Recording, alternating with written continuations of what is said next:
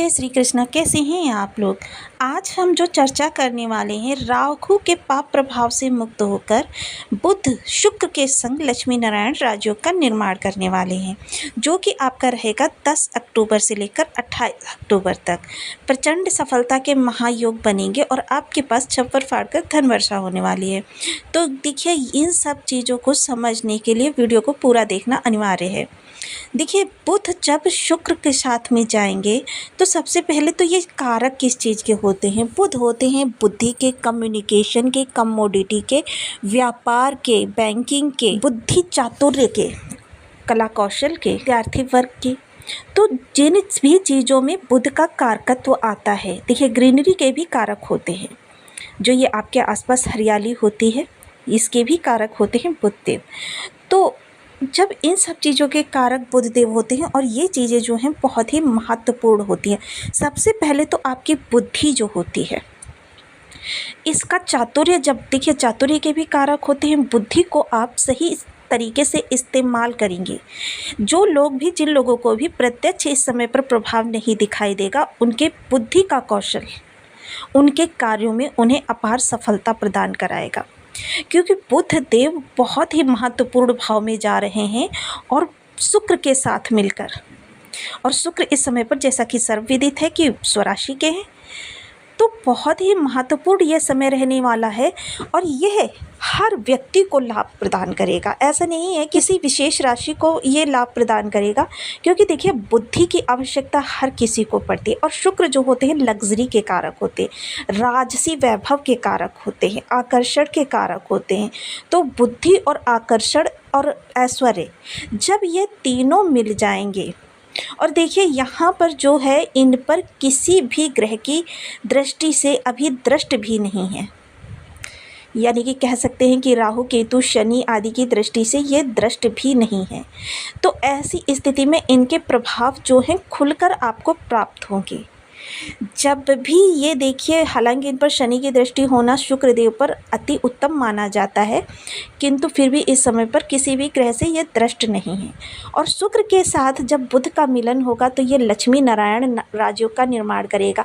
जैसा कि नाम से ही विदित होता है कि लक्ष्मी नारायण यानी आध्यात्म और धन दोनों की अपार आपके घर में खन खन होने वाली है। तो देखिए, विशेष प्रभाव ऐसा नहीं है, चाहे वो गृहिणी वर्ग हो, चाहे वो स्टूडेंट वर्ग हो, चाहे व्यापारी वर्ग हो, या फिर नौकरी पेशा व्यक्ति हो। इस समय पर सभी को कुछ ना कुछ अपने जीवन में बुध और शुक्र से जुड़े हुए प्रभाव प्राप्त होने वाले हैं। तो आइए जानते हैं आपकी राशि के अनुसार कि इन ग्रहों के आपको किस तरीके से प्रभाव प्राप्त होने वाले हैं। राहु देखिए वैसे तो वृद्धि कारक ग्रह है, किंतु क्या है, आजकल जिस तरीके के परिवेश में हम लोग रह रहे हैं, वहाँ पर ये निगेटिविटी से ज़्यादा भरे हुए हैं। कारण बनता है ये एक तो नेटवर्क की फैली हुई तरंगे। अगर इन्हीं नेटवर्क की तरंगों को हम सही तरीके से यूज़ करें, अपने ज्ञान को बढ़ाने में यूज़ करें, तो वही राहु के प्रभाव में भी बदलाव आएगा।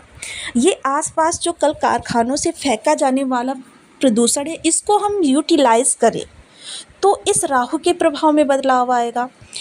या फिर जो ये षड्यंत्रकारी माहौल, आप ऑफिस हो, व्यापार स्थल हो, या फिर आपके घर, कारोबार, कहीं पर भी आप देख लीजिए, आपको षड्यंत्रकारी माहौल अवश्य प्राप्त हो जाएगा। कभी दूसरे को नीचा दिखाने के लिए, कभी बेमतलब विवादों में उलझने के लिए, मनोरंजन के लिए दूसरे को उपहास का पात्र बनाना, ये सारी चीज़ें जो होती हैं ये खराब राहु को बल प्रदान करती हैं। तो इसलिए निवेदन भी रहेगा मेरा सभी से, जो लोग भी मेरे इस वीडियो को देख रहे हैं, उनसे एक हाथ जोड़कर विनम्र निवेदन भी रहेगा कि कृपया सभी लोग अपनी अपनी तरफ से, देखिए जिस तरीके से जल संचयन करना हम सभी का दायित्व है, किसी एक के करने से कुछ नहीं होगा, इसी तरीके से सभी का दायित्व बनता है कि यह जो हमारे चारों तरफ खराब राहु विकसित हो रहा है, इसको पहले हमें सही करना होगा अपनी मानसिकता को बदल कर। तो चलिए राशि के अनुसार जान लेते हैं कि ये जो गोचर परिवर्तन होने जा रहा है किसके लिए किस तरीके के प्रभाव लेकर आएगा। बने रहिए हमारे साथ इस वीडियो में। वीडियो बहुत ज्ञानवर्धक होने वाला है। सूत्र के साथ सारी चीज़ों को समझेंगे। आपकी लग्न में 12 नंबर बना हुआ है तो ये राशिफल आपके लिए है। यदि कुंडली में कहीं भी चंद्रमा के साथ 12 नंबर बना हुआ है तो ये राशिफल आपके लिए। कुंडली ना होने की स्थिति में आपसे नाम राशि से भी देख सकते हैं। यदि अभी तक आपने अपने इस चैनल को सब्सक्राइब नहीं किया है तो प्लीज़ सब्सक्राइब कर लीजिए, वीडियो को लाइक कर दीजिए, चैनल को शेयर कर दीजिए। इससे होगा क्या कि हमारे आने वाले हर वीडियो की नोटिफिकेशन मिल सकेगी आपको सबसे पहले। एक प्यारा सा कमेंट करना बिल्कुल ना भूलें। कमेंट से हमें बहुत मोटिवेशन मिलता है, हौसला मिलता है और ये पता चलता है आप और क्या जानना चाहते हैं।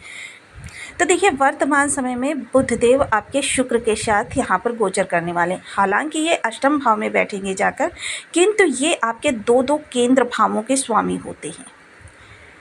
दो केंद्र भावों के स्वामी अभी तक ये केतु और सूर्य के साथ में आपके सप्तम हाउस से गोचर कर रहे थे।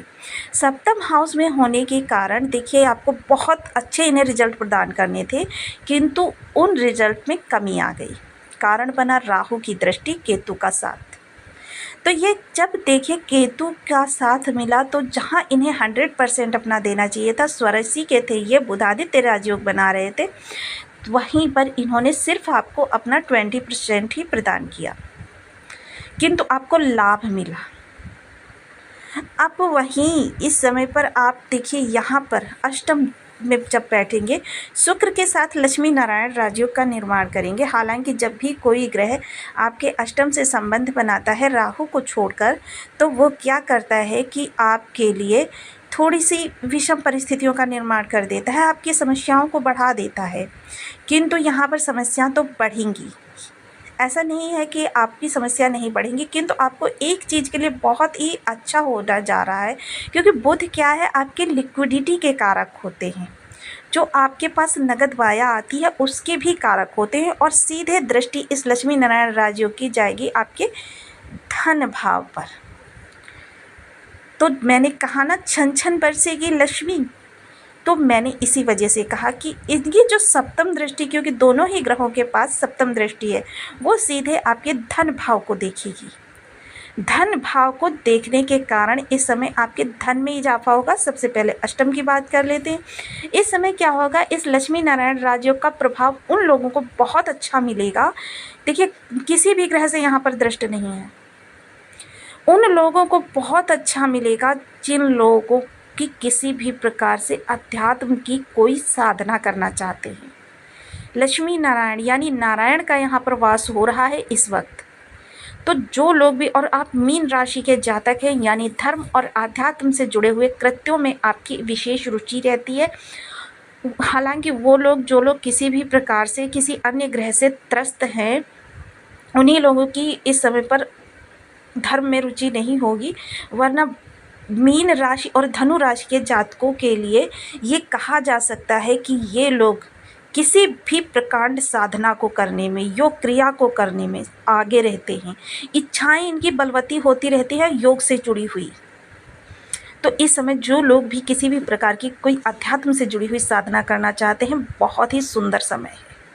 नारायण देव का वास हो रहा है और इस वक्त क्या है, आप साधना में विशेष सफलता प्राप्त कर सकते हैं। वो लोग जो किसी भी प्रकार से तंत्र मंत्र ज्योतिष से जुड़े हुए हैं, या इनमें करियर बनाना चाहते हैं, मेडिकल लाइन से जुड़े हुए हैं, रिसर्च फील्ड से जुड़े हुए हैं, गुप्तचर विभाग से जुड़े हुए हैं, इंटेलिजेंस डिपार्टमेंट से जुड़े हुए हैं, उन लोगों के लिए यह समय बहुत ही उत्तम रहने वाला है। ससुराल पद से आपके रिलेशन पहले की यदि बिगड़ गए थे, बहुत अच्छे होते हुए दिखाई देंगे। इस समय ननिहाल पद से भी आपको सुधार करने की आवश्यकता है।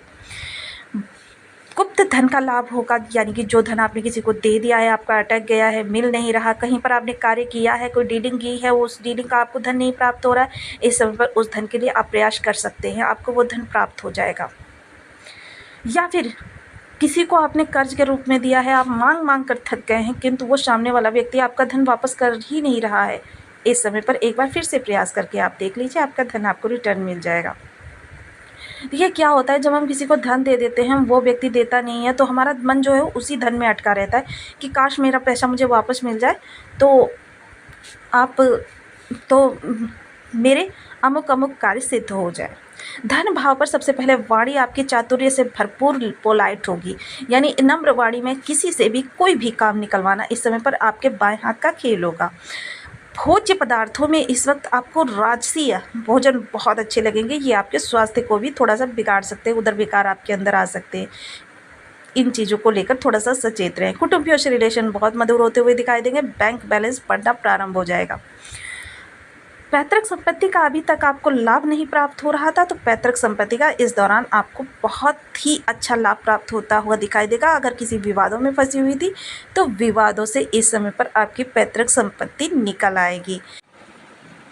अब देखिए, मैं हमेशा हर वीडियो में बताना बिल्कुल नहीं भूलती हूँ कि गोचर से ये आने वाली तरंगे एक ही प्रकार की आएंगी, लेकिन एक राशि के अलग अलग व्यक्ति को अलग अलग प्रभाव देखने में आएंगे। कारण बनेगा उनके ग्रह की, उनके बर्थ चार्ट में स्थिति, उनकी ग्रह के पास बल कितना है।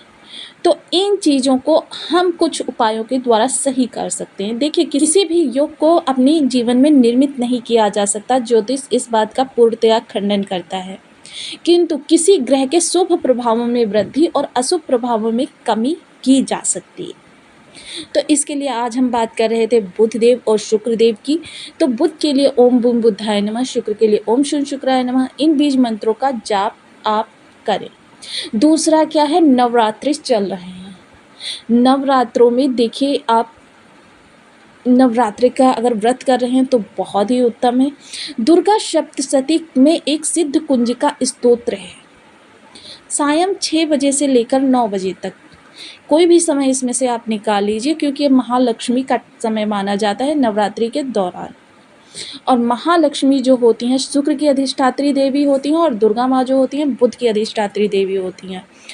इन दोनों के ही रूपों की सिद्धि कुंजिका स्तोत्र से घृत का दीपक जलाकर दीपक की विधिवत पूजन अवश्य कर लें। ये आपके 6 माह के लिए आपके बुध और शुक्र को पूर्णतः बल प्रदान कर देंगे। इसके अलावा देखिए, किसी भी देवी देवता को प्रसन्न करना, और यहाँ पर हम देवी को प्रसन्न करने की बात करें, क्योंकि बुध की अधिष्ठात्री देवी दुर्गा माता होती हैं और शुक्र की अधिष्ठात्री देवी महालक्ष्मी होती हैं।